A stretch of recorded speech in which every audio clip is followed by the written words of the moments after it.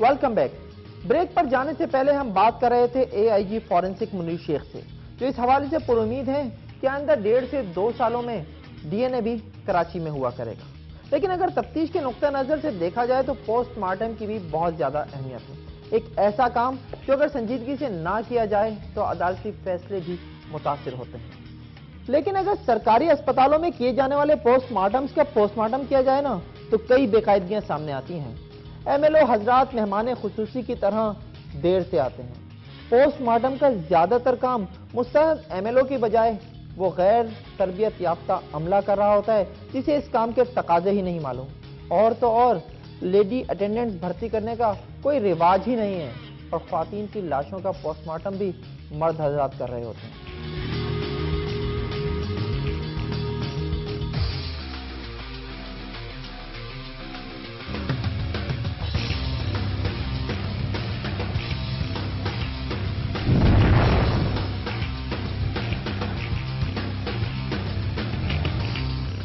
کراچی کی روشنیوں میں کبھی زندگی رقصاں تھی، لیکن آج کل خوف کی اندھیری تال پر موت ناچا کرتی ہے۔ 1.25 کروڑ آبادی والے شہر میں روزانہ 20 سے 30 ہلاکتیں غیر معمولی نہیں ہوتی، لیکن جب لوگ زہر یا گولی کھا کر مرنے لگیں، کسی کی گردن کاٹ دی جائے یا کوئی بم دھماکے میں چیتھڑا بن جائے تو پھر سمجھیں کہ معاملہ سنگین ہو گیا۔ ایسے میں ریاست کے دیگر اداروں کے ساتھ ساتھ اسپتالوں کا کردار بھی خاصا اہم ہے، کیونکہ وہاں سے آنے والی پوسٹ مارٹم رپورٹ ہی اموات سے جڑی گتھیاں سلجھاتی ہے۔ ہم اگر کسی پیشنٹ کو ہمارے پاس آ کے آتے ہی کوئی موت واقع ہو جائے اور ہم ڈٹرمن نہ کر سکیں کہ ایک وجہ موت کیا ہے اس پیشنٹ کی، تو ہم پیشنٹس کو یا ڈیڈ باڈیز کو پھر ریفر کر دیتے ہیں میڈیکل لیگل سیکشن کو، and they are bound to do an autopsy on those people where we can not find a cause of death. یہ تو تھی پوسٹ مارٹم کی اصولی تشریح، لیکن سرکاری اسپتالوں میں ہونے والے پوسٹ مارٹمز کے دوران کئی طرح کی بے اصولیاں عام ہیں۔ پہلے جائزہ لیتے ہیں مردہ خانوں میں کام کرنے والے اٹینڈنٹس کی، جو پوسٹ مارٹم کے دوران ایم ایل اوز کی مدد کرتے ہیں۔ مارچ اٹینڈنٹ باقاعدہ پوسٹ ہے، گورنمنٹ ان کو پے کر دی ہے۔ کس طریقے سے آپ کو ہیلپ آؤٹ کرتے ہیں؟ وہ اسسٹ کرتے ہیں کہ یہ اٹھا کے دو، یہ اٹھا کے دو، یہ صفائی کرو تھوڑا بہت، یہ وہ خون صاف کر لیا یا وہ کر لیا، بس ایسے ہی۔ ٹانکے واکے لگانے میں ہیلپ آؤٹ ہوتے ہیں وہ؟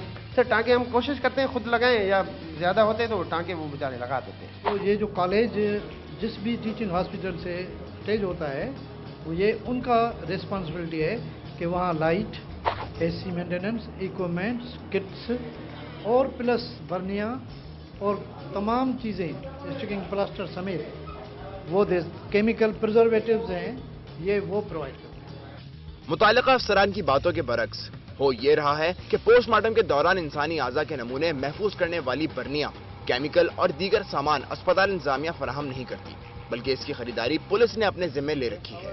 پولیس یہ سامان جس مالیت سے خریدتی ہے اس سے کہیں زیادہ ورثہ سے وصول کیا جاتا ہے۔ اس کھانچے میں پولیس کے ساتھ اسپتال کا عملہ بھی شامل ہے۔ دوسری طرف پوسٹ مارٹم کے دوران ایم ایل اوز کی مدد کرنے والے مورچری اٹینڈنٹس ہیں۔ دنیا بھر میں مورچری اٹینڈنٹس کی تربیت کے لیے مخصوص کورسز کا نظام موجود ہے، لیکن ہمارے ہاں یہ کام وہ غیر تربیت یافتہ لوگ کر رہے ہیں جو پوسٹ مارٹم کے طبی تقاضوں کی الف بے بھی نہیں جانتے۔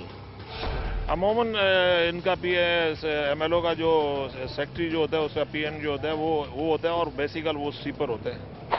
وہ کیا کرتے ہیں جو سویپر ہوتے ہیں؟ وہ اس کو کٹ لگاتے ہیں۔ کٹ لگاتے ہیں، ہاں۔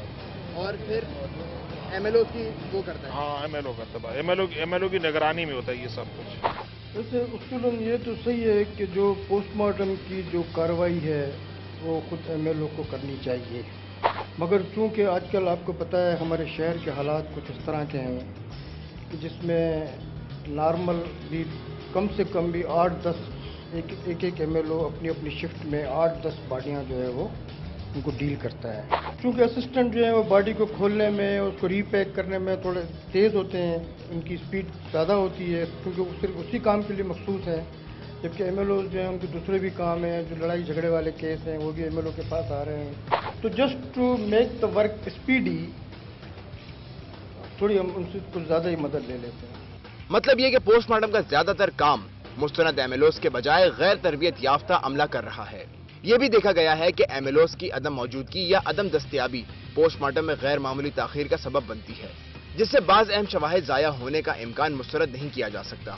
اس کے علاوہ سپریم کورٹ کے احکامات کے باوجود سرکاری اسپتالوں میں مورچری اٹینڈنٹس کی آسامی پر خواتین کو بھرتی نہیں کیا گیا، جس کے باعث عورتوں کا پوسٹ مارٹم بھی مرد اٹینڈنٹ کی مدد سے ہی کیا جا رہا ہے، جبکہ لیڈی ایم ایل او کو دیکھا گیا ہے کہ ان کی اکثریت نے خود کو ہدایت دینے اور رپورٹ بنانے تک محدود رکھا ہوا ہے۔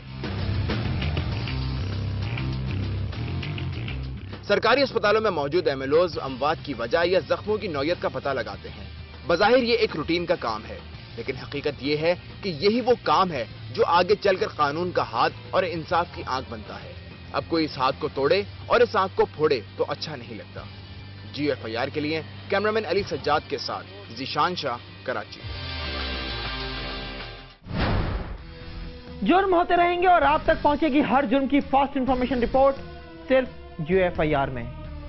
جاننا چاہتے ہیں کہاں کیا جرم ہوا ہے تو دیکھتے رہیے GFIR۔